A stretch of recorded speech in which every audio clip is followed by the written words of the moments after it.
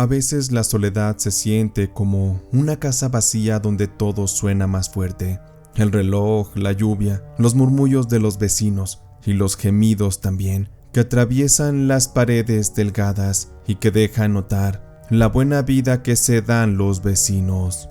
Mi nombre es Eleonora y durante varios años viví en una casa pequeña, humilde, pegada a la de mis vecinos José Luis y Karina. Ellos dos eran una pareja aparentemente ideal. Se querían mucho y se daban muestras de amor a todas horas y en todas partes. Y aunque sé que ellos estaban muy en su vida, la verdad es que ciertamente a mí me daba un poco de envidia. Lo digo porque en ese tiempo estaba soltera. De hecho, ya tenía muchos años así. Nunca fui bonita. Desde joven solo me acostumbré a que los hombres me buscaran solo para un rato, para entretenerse, nomás en lo que les llegaba una mejor mujer.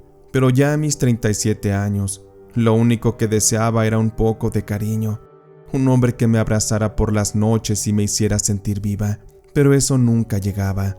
En cambio, cada noche escuchaba cómo Karina reía y suspiraba entre las paredes. A veces hasta la cama rechinaba con fuerza y golpeteaba la pared, haciendo que todo se escuchara en mi cuarto. Yo trataba de no poner atención, pero terminaba quedándome despierta, escuchando, imaginando las escenas que estaban ocurriendo tras la pared, imaginando que yo pudiera ser esa mujer a la cual le dedicaran cariño, caricias y que le hicieran el amor. Una madrugada, desde la ventana del segundo piso, los vi. Ahí estaban ellos dos, mis vecinos, en el patio trasero, bajo la luz amarillenta del foco que apenas si los iluminaba. José Luis se acercó a Karina, la abrazó por detrás. Ella estaba enjuagando unas ropas, pero él le besaba el cuello y se reía bajito haciéndole cosquillas, fingiendo juguetear, molestándola. Era una escena tan íntima, tan natural, que me quedé inmóvil, no tanto de morbo sino de envidia. Aquella noche me quedé viendo cómo es que José Luis le levantó un poco el vestido a Karina y comenzó a hacérselo ahí, a la intemperie, sin importarles que los ojos de la noche los observaran. Ellos eran felices a su modo, pero a mí lo que me daba mucho dolor era saber por qué nadie me había amado así, que acaso yo no era atractiva, porque ningún hombre demostraba interés, deseo en mí. Ya me empezaba a sentir vieja, inútil, invisible, por el hecho de que quería tener hijos. Mi reloj biológico ya estaba a punto de cerrarse. Eso me generaba mucha tristeza, el darme cuenta de que había fracasado en el amor y que simplemente me convertiría en una más de esas solteronas que andan por ahí amargadas, llenando su casa de mascotas para compensar ese cariño que ningún hombre les quiso dar. Para ese momento, empezaba yo a sentir mucho deseo por mi vecino José Luis. Se notaba que era un buen amante, que era alguien que sabía bien cómo seducir, cómo encantar a una mujer en la cama. Muchas noches tenía sueños con él, o también con mis manos. Las utilizaba para complacerme, imaginando cosas con ese hombre. Y así transcurría día tras día. Pero en una ocasión, mientras caminaba rumbo al mercado, me llamó la atención ver un papel pegado en un poste. Este decía algo que se anunciaba: lectura de cartas, amarres, unión de parejas, recuperación del ser amado. Por favor, contactarse al siguiente número. La señora Alicia les atenderá. Arranqué aquella papeleta sin pensarlo. Después de hacer mis compras, regresé a casa y de inmediato marqué al número. Del otro lado de la línea, una voz pausada y ronca me respondería: sí, soy la señora Alicia. Dígame en qué le puedo ayudar. ¿Qué tipo de trabajo le interesa? Estaba nerviosa, pero le respondí a la mujer: bueno, pues, quiero atraer el amor. Me lo digo con un poco de pena, pero estoy cansada de estar sola. Me gustaría enamorarme y que un hombre se enamore de mí, que me haga sentir viva. La señora tosió un poco y después me dio unas indicaciones. No tienes por qué afligirte, muchacha. Tu deseo es más común de lo que te imaginas. Y la solución para esta es bastante sencilla.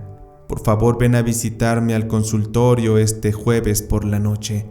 Solo si es posible, te pediré que traigas una prenda del hombre que te interesa.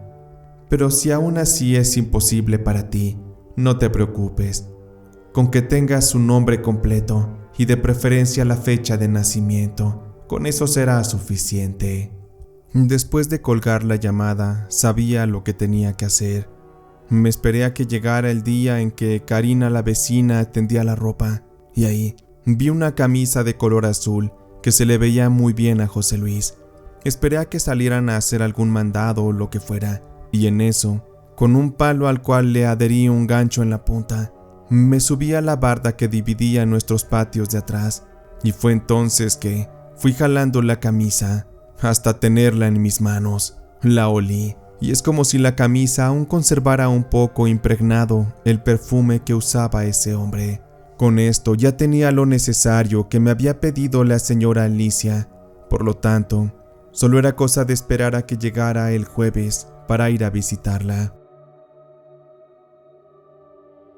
La señora vivía en una vivienda muy angosta, con olor a incienso y una luz de color rojo tenue que salía por debajo de la puerta. Adentro la bruja tenía un altar lleno de velas, con copas llenas de agua, algunos santos y cristos volteados, imágenes de la Santa Muerte y fotografías de personas, a las cuales seguramente también les hizo trabajos. Me pidió que me sentara, que me calmara. Después colocó 3 velas rojas sobre una mesa cubierta con un mantel negro, y fue ahí que me advirtió: solo debes saber, muchachita, que esto que vamos a hacer no es un juego. Sé que a lo mejor la curiosidad te trajo a mí, pero para mí que llevo tantos años en esto, debo decirte que si tu corazón no es limpio, y que si esto que quieres hacer es por maldad, tenlo por seguro que ese fuego se te va a devolver y te va a quemar completa.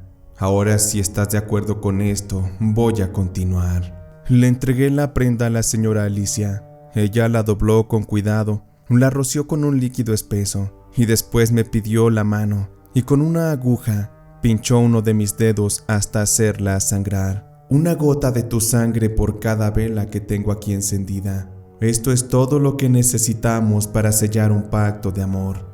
Con esto te aseguro que ese hombre enloquecerá por ti, te amará, y no importa qué tenga que ocurrir, pero los caminos se abrirán para ustedes.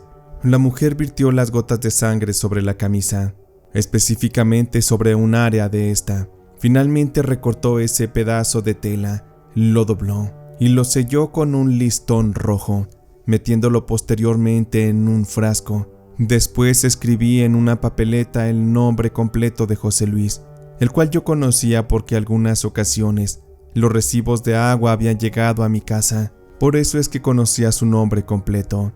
Finalmente, ya con la papeleta dentro, adjunto al pedazo de tela con mis gotas de sangre, la señora Alicia decidió cerrar el frasco y conservarlo, pues ella haría algunas partes del ritual, las cuales ya no me correspondía presenciar. Regresé a casa temblando. No sabía qué estaba haciendo o en qué me estaba metiendo, pero lo que sí es que esa noche dormí sintiendo una gran fe de que en algún momento ese hombre estaría en mi cama abrazándome. Transcurrieron algunas semanas, mejor dicho, un par de meses, cuando de pronto empecé a escuchar discusiones en la casa de Karina y José Luis. Las peleas eran cada vez más recurrentes, y es que José Luis había empezado en el alcoholismo, y eso no le gustaba a Karina. Y esta fue la razón, sumada a una supuesta infidelidad de parte de José Luis, lo que le hizo marcharse de ahí, dejando viviendo solo a José Luis y completamente soltero. Los días pasaban y José Luis hacía fiestas, llevaba invitados y demás. Y recuerdo que un día yo venía saliendo de la tienda, caminando a casa, cuando en eso José Luis estaba allá afuera de la suya, fumándose un cigarro mientras algunos de sus invitados se divertían adentro. Él me miró mientras le daba unas bocanadas al cigarrillo y expulsando el humo me preguntó: «Buenas noches, vecina. Fíjese que el otro día la estaba observando Me di cuenta que usted no sale, no tiene amigos. Es una mujer muy solitaria. ¿Por qué no pasa y se divierte un rato? Yo la invito. Aquí tengo tequila y un poco más de diversión. Por favor, no lo piense tanto. Me gustaría conocerla un poco más. Me preocupaba que ese muchacho me hablara de usted. Eso me hacía sentir más vieja. Pero en realidad José Luis tendría unos 25 o 26 años. Yo le llevaba bastantes. Pero aún así con la timidez le dije que no, que ese no era mi ambiente. A lo cual José Luis me dijo: bueno, vecina, pues si usted no quiere venir a la fiesta, pues entonces yo llevaré la fiesta a su casa. Por favor, permítame acompañarla. A José Luis no le importó dejar en su casa a sus invitados. Él entró rápido y sacó un 6 de cervezas y me acompañó. Me tomó del brazo con mucha confianza, como si nos conociéramos de muchos años. Yo ya no podía decirle que no. Sentía bien bonito de que ese hombre fuera tan extremadamente confiado. Se estaba comportando como un caballero. Cuando entramos yo llevaba leche y panes. Eso era lo que iba a cenar. Pero José Luis de inmediato me dijo que no. Me destapó una cerveza y se sentó frente a mí. Y ahí empezamos a platicar. Lo que más me gustó es que ya entrados en confianza, él me hizo un comentario. Híjole, vecina, nunca había visto que usted tenía unos ojos tan bonitos. Mire nada más que chulo mira. Ya hasta me sonrojé. Por eso perdóneme, pero le tengo que robar un beso. José Luis, sin pedir permiso, como lo dijo, se acercó y me besó. Para mí aquello era como estar en el cielo. El sentir sus labios, su calor, el cómo me abrazaba. Me sentía muy a gusto, muy segura, pero eso no era nada en comparación con lo que se venía. Yo me había tomado solo 2 cervezas, no estaba acostumbrada a beber, por eso es que ya se me había aflojado el cuerpo, sobre todo las piernas, y estas quedaron a merced de aquel hombre que hizo de las suyas, conquistándome, seduciéndome y amándome como hace años no lo había hecho un hombre. Ahí me di cuenta porque es que Karina disfrutaba tanto de hacerlo con ese joven. Es que José Luis era un amante nato. Dios le había brindado buenos atributos, buenas cualidades para el amor, y yo estaba recibiendo todo aquello, disfrutándolo, y todo gracias a que le hice un trabajo de brujería. Jamás antes me había llevado un hombre a tal placer. Yo me sentía soñada, mientras que José Luis se fumaba un cigarro ahí en la cama, platicando conmigo de cosas sin sentido, pero que para mí aquello era como una charla de filosofía, muy profunda, porque estaba entrando en una nueva etapa de mi vida, donde finalmente había encontrado un amor. Pasada como 1 hora fueron a tocar a la casa. Eran los amigos de José Luis. Lo andaban buscando. Fue ahí que me dio un beso. Se despidió, diciéndome que volvería pronto, que le gustaría llevarme al cine, a tomar un café, a conocerme más. Lo vi marcharse, y yo me quedé toda emocionada, esperando y especulando sobre cuándo sería el siguiente día que lo vería, en que me besaría, que me abrazaría y me haría el amor. Yo estaba muy desesperada, muy ansiosa. Y con esto el deseo que yo sentía, el amor por él, se volvió una costumbre. A veces en modo de juego, José Luis llegaba a la casa. Ponía cualquier pretexto, que supuestamente estaba haciéndola de plomero, que si necesitaba que le diera azúcar. De todo se inventaba de una forma creativa y divertida para entrar, para profanar mi cama, mi cuerpo y hacerme suya. Yo estaba contenta sabiendo que el trabajo de brujería que había cometido con ayuda de la señora Alicia me estaba dando esa nueva oportunidad para vivir, para sentir ese amor, porque pronto José Luis me declararía que estaba enamorado y me pidió que fuera su novia. Eso dio inicio a una relación llena de felicidad, de momentos alegres. A mí ya ni me pasaba por la cabeza que José Luis recién había terminado su relación con Karina. De ella ya no me importaba nada. Yo ya le había ganado al hombre. Me sentía la reina, porque José Luis me trataba muy bien, me consentía, me jugueteaba, y sobre todo me hacía el amor cada noche. Me dejaba complacida y feliz. Sin embargo, por el hecho de que Karina no estuviera dentro de nuestro mapa, no significaba que ella no estuviera siguiéndole el paso a su exnovio.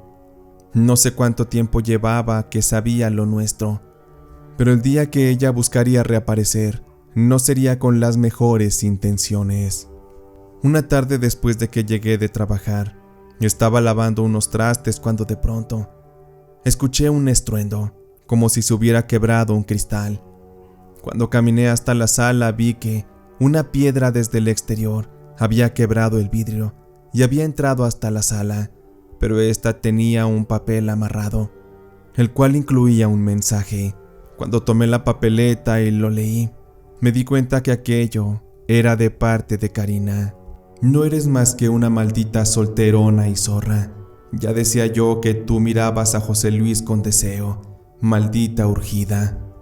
Pero más vale que te cuides, te estaré observando. Aquello me hacía sentir intimidada. Realmente una amenaza de ese tipo me daba a notar que la cosa iba bastante seria. Cada que salía a la calle volteaba para todos lados, casi empezaba a enloquecer. Le comenté a José Luis lo que estaba pasando y me dijo que Karina no era más que una loca, que estaba ardida porque nuestro amor era verdadero y que ella ya había quedado en el olvido. Traté de hacerle caso a José Luis, no me tomé aquello tan a pecho y traté de calmarme. Y mientras esto ocurría, yo entraba y salía de la casa de José Luis y él de la mía. A veces dormíamos juntos en la suya o a veces en la mía, y a veces cada quien en su casa. Y fue para una noche. Yo sentía mucha angustia. Recuerdo que una motocicleta pasaba y pasaba por la cuadra, haciendo mucho escándalo. Esa noche José Luis no dormía conmigo, dormía en su casa, y de pronto, cuando ya me estaba quedando dormida, empecé a escuchar cómo en el cuarto de al lado, o sea en el de José Luis, se escuchaba mucho movimiento, como si estuvieran azotando cosas. Me imaginé que algo estaba pasando en esa casa, y justo cuando me asomé, nada más vi cómo Karina salió corriendo. Se subió a una moto que era conducida por un hombre extraño. Arrancaron y se largaron. De inmediato bajé corriendo. Supuse que algo había pasado en la casa de José Luis, así que fui y me metí. Subí corriendo hasta su habitación y en la cama vi muchas manchas de sangre. Sin embargo, el cuerpo no estaba ahí, así que de inmediato empecé a buscar para saber si estaba mal herido y cómo lo podía ayudar. Fue hasta que abrí el closet cuando vi que ahí estaba su cuerpo, engarruñado, completamente ensangrentado y con los ojos abiertos, mirando hacia la nada. Lo sangoloteé moviéndolo, tratando de hacerlo despertar. Mis manos se llenaron de sangre, mi ropa también. Lo abracé, le di un beso y le dije que lo amaba. Y así me quedé unos minutos. Ya después finalmente marqué a la policía para que fueran a ver qué es lo que había pasado. Tardaron unos minutos y cuando llegaron las patrullas, de inmediato me arrestaron. Dijeron que yo era una principal sospechosa, pero yo les platiqué todo lo que había pasado, que yo era la vecina de José Luis y que había visto cómo su exnovia entró, ejecutó el crimen y se largó. Pero los oficiales no me quisieron escuchar. Me pidieron silencio, porque si no todo sería usado en mi contra en la corte. Fui llevada al Ministerio Público. Fui interrogada una y otra vez, pero lamentablemente mi declaración no fue válida, sobre todo porque se encontró un cuchillo, el cual había sido enterrado en varias ocasiones en el cuerpo de José Luis, y eso fue lo que le quitó la vida. No sé cómo, pero supuestamente los oficiales decían que las huellas habían sido eliminadas. Limpiaron el cuchillo con un trapo o con algo, y me acusaron a mí de haberlo hecho. Por más que les di santo y seña de Karina, ella nunca fue llamada a declarar. Ella quedó libre, y a mí lamentablemente me encarcelaron. Hasta el día de hoy sigo encerrada. He sido víctima de un enredo, del cual no me he podido liberar. Una falsa culpa que se me ha hecho pesar, pero ya después con los años entendí que Karina tenía familiares que eran influyentes Algunos de estos trabajaban en el mismo ministerio público donde fui interrogada. Por eso es que ella tenía toda protección. Jamás me iban a creer. Y entonces me di cuenta de que yo misma, con brujería, había roto la realidad y me había metido en un problema tan grande, del cual había sido advertida por la señora Alicia. Ella ya me había advertido que el trabajo de brujería, cuando era hecho por maldad, siempre terminaría mal, que iba a terminar quemándome. Y ahí está. Cuando tomé esa decisión, mi destino tomó otro curso. Finalmente pagué las consecuencias de haber cometido tal acto y ahora sigo encerrada, mientras Karina sigue por ahí vagando, disfrutando de los privilegios de tener gente influyente en su casa. Y no sé cuándo es que voy a salir de aquí, pero sé que hice mal, y todo por sentirme sola, por querer vivir, por querer experimentar, por querer sentirme amada. Esto es lo más difícil que he afrontado en mi vida, pero sé que pagaré, no me queda de otra. No tengo quien me defienda ni dinero para pagar un buen abogado. Solo me queda resignarme a que aquí me voy a pudrir. La poca juventud que me quedaba, las ganas de vivir, de amar, de ser madre, se han esfumado entre mis manos, como si el tiempo fuera arena que entre mis dedos se ha escurrido. Ya no hay opciones para mí. Esta vida simple y sencillamente me trajo a sufrir.